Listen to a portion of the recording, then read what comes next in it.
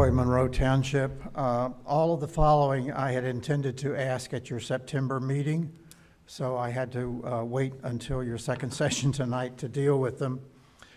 Your agendas for the closed sessions of June 21 and July 19 indicated that you would be conducting an annual evaluation of the superintendent.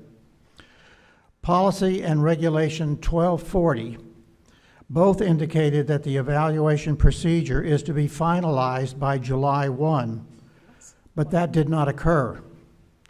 Why did you not meet this deadline? It was finalized, and we did that in accordance with the law.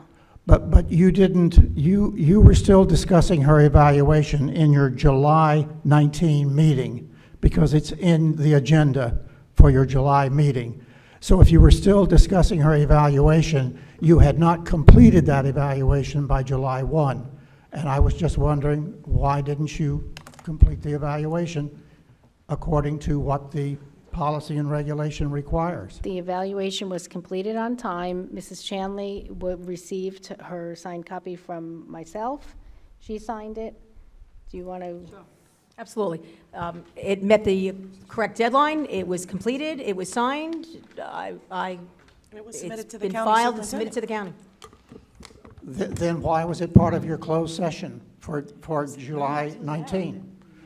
Okay, so I'll just leave it at that. Furthermore, the public was never informed that the evaluation had been finalized. So what you're telling me now is that it has been finalized? Yes, it has been. Okay, but I still do not believe that it was finalized according to your policy. During your July meeting... What you believe and what is fact could be two different things. But to stand here and say that it did not happen and we did not do it in the time frame is incorrect. We did follow the statute, and we did complete it on time. We did deliver it to Mrs. Chanley. We did follow what we were legally required to follow. What you believe is your opinion, but that is not the facts of what took place. I know, and sometimes you're also at fault with that, Madam President. But once again, it still begs the question of why you were discussing her evaluation in the closed session of July 19 when it should have been totally finalized by July 1. I'm going to leave it at that because I have other things to talk about. During your July meeting, I had requested that the public be provided with a presentation of the new contract with the MTEA. Such presentation was not included in your August meeting, it was not in your planned September meeting, and it was not in tonight's meeting.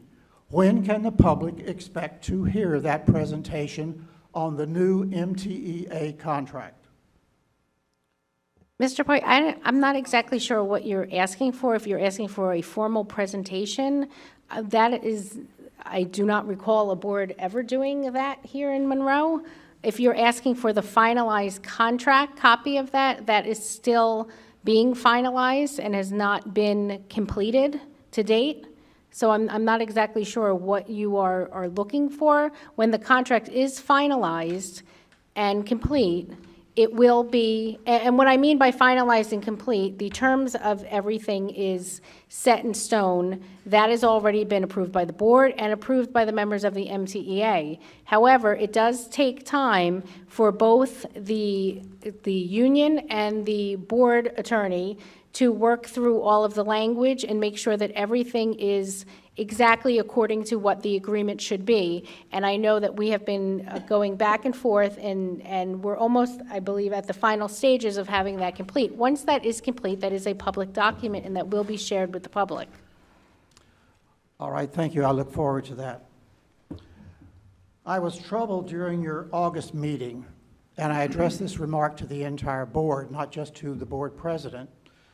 I was troubled during that meeting when this board approved a teacher who is making this year $97,847. He's at the top of the guide to serve as the fall staff student athletic manager at a stipend of $5,172, and then an additional teaching assignment of $8,317. Would it not have been better to have appointed teachers who are not at the top of the salary guide for these assignments.